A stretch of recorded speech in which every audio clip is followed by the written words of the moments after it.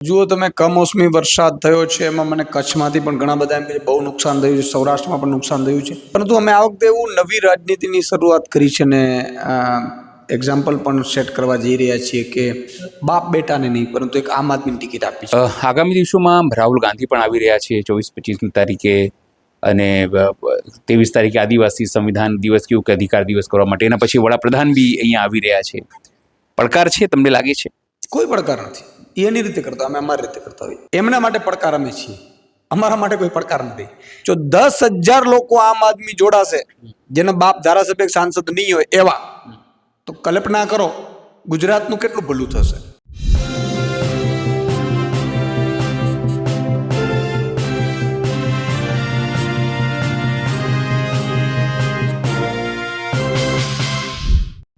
સ્થાનિક સ્વરાજની ચૂંટણીઓ હવે ક્યારે પણ જાહેર થઈ શકે છે. એવા કન્ડિશનમાં અરવિંદ કેજરીવાલજી અને ભગવત માનજી એ બંને એટલે કે દિલ્હીના પૂર્વ મુખ્યમંત્રી અને આમ આદમી પાર્ટીના રાષ્ટ્રીય સંયોજક અને સાથે પંજાબના મુખ્યમંત્રી બંને ગુજરાત આવી રહ્યા છે.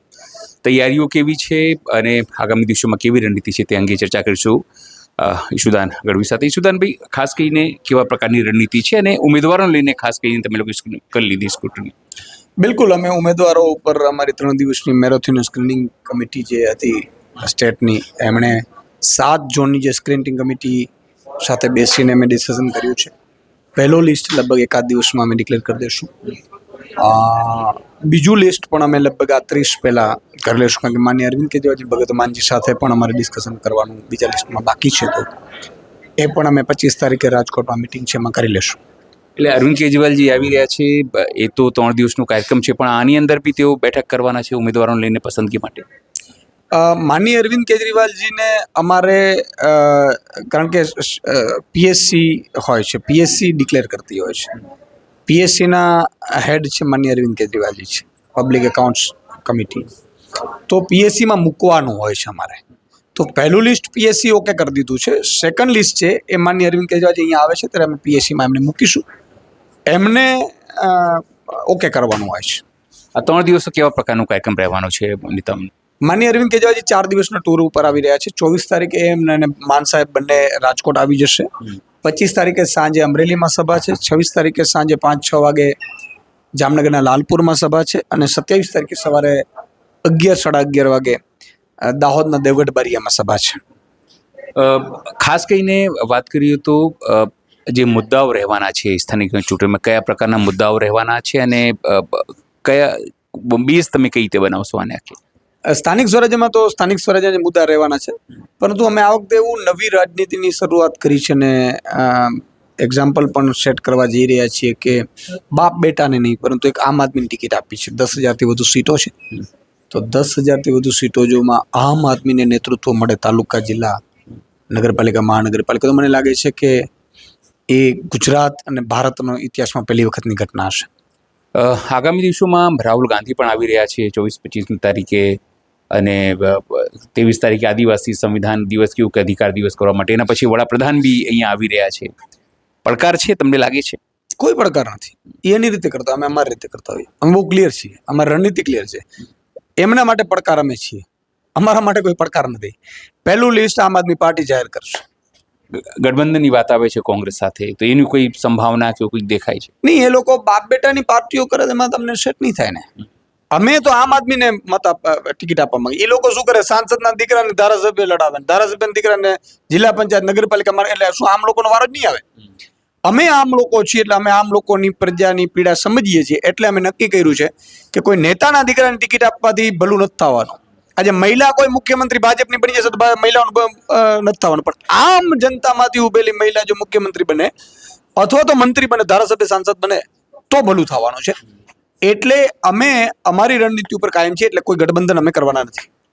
તમે અત્યારે પ્રેસ કોન્ફરન્સથી તમે ભાજપના લોકોને કે એવા લોકો જે વર્ષોથી કાર્યરત છે એ લોકોને કીધું કે ભાઈ જો ના થતું તમારે ત્યાં તમે વેલકમ છે, તો તમારા ત્યાં જો આટલું મોટી સંખ્યામાં લોકો આવી જશે, સમજો આવી જાય, તો પછી એ લોકો કઈ રીતે સાચવશો? નહીં, આ તો પરિવાર છે ને. હું તો એમ કહું છું નેતૃત્વ આપવાનું છે અમારે. તો અમે ધીમી આજે અમે લોકો અરવિંદ કેજરીવાલજી પાર્ટી બનાવી, આમ આદમીની પાર્ટી બનાવી, તો આમ આદમી પ્રદેશ અધ્યક્ષ છે. બરાબર છે. મારો બાપો મુખ્યમંત્રી નથી. ભાજપમાં મુખ્યમંત્રી દીકરાઓ છે, કોંગ્રેસમાં મુખ્યમંત્રી દીકરાઓ છે કે નથી? તો અમે જ્યારે એવું ઈચ્છ્યું ને મને એવું લાગ્યું કે અમે ભણ્યા અને નેતૃત્વ કર્યું તો ખૂબ નિષ્ઠાથી લોકો જોડાઈ રહ્યા છે. જો 10,000 લોકો આમ આદમી જોડાશે જેના બાપ ધારાસભ્ય સાંસદ નહીં હોય એવા, તો કલ્પના કરો ગુજરાતનું કેટલું ભલું થશે. તો અમે નેતૃત્વ આપવા માંગીએ, અમે નિમિત્ત છીએ, અમે વ્યવસ્થાનો ભાગ જો પ્રદેશ અધ્યક્ષ, પણ બીજા 10,000 લોકોને જો ટિકિટ મળશે ને ઈ લડશે ને ઈ જીતશે, ભલે આર્થિક રીતે હાવ નબળો હોય, તો ઈ કામ કરશે લોકોનું. તો અહીંયા તાલુકા, જિલ્લા, નગરપાલિકા, મહાનગરપાલિકામાં કામો થશે. એટલા માટે અમે કહીએ છીએ કે અમારી રાજનીતિ, અમારી રણનીતિ, અમારી સ્ટ્રેટેજી અને અમારું ધ્યેય, લક્ષ્ય એ આમ જનતા છે, આમ લોકો છે, આમ લોકો માટે છે. કમોસમી વરસાદ વરસ્યું બહુ મોટું નુકસાન છે ગુજરાતની અંદર. તો હજુ સુધી સરકાર મને લાગે છે સ્વીકારતી નથી, અથવા તો કોઈ આદેશ નથી થયા કે સર્વે થાય કે આ તમામ વસ્તુઓ થાય. આમ આદમી પાર્ટી કઈ રીતે એ વસ્તુ લઈ જવાની છે? જુઓ તમે, કમોસમી વરસાદ થયો છે એમાં મને કચ્છમાંથી પણ ઘણા બધા એમ કે બહુ નુકસાન થયું છે, સૌરાષ્ટ્રમાં પણ નુકસાન થયું છે. સરકારે તુરંત આનો સર્વે કરાવવું જોઈએ. સર્વે કરાવ્યા બાદ યોગ્ય વળતર મળવી જોઈએ. આમ આદમી પાર્ટીએ ડિમાન્ડ કરી છે, હું પણ ડિમાન્ડ આજે ફરીથી કરી રહ્યો છું કે તાત્કાલિક ધોરણે સર્વે કરી અને જે પાકને નુકસાન થયું છે, શિયાળુ પાક છે એ કોઈ કાઢી લીધું તો એના ઉપર વરસાદ પડવાથી આખું બરબાદ થયું છે, આવા બધા ખેડૂતોને યોગ્ય વળતર યોગ્ય સમયે મળી જાય એ અમારી માંગ છે. સ્વાભાવિક છે કે જે રીતે પંજાબના સીએમ હોય કે રાષ્ટ્રીય સંયોજક હોય તે તમામ લોકો તો આવી રહ્યા છે, પણ આગામી દિવસોમાં આમ આદમી પાર્ટી પોતાની તમામ પ્રકારની તૈયારીઓ કરી રહી છે. સ્થાનિક સ્વરાજની ચૂંટણીની તૈયારી કરી રહી છે, પણ ખેડૂતોને જે રીતે નુકસાન થયું છે તેને પણ વળતર મળે તેવી માંગ કરી રહી છે. સહયોગી સંદીપ સાથે અનિલ પટેલ, અમદાવાદ.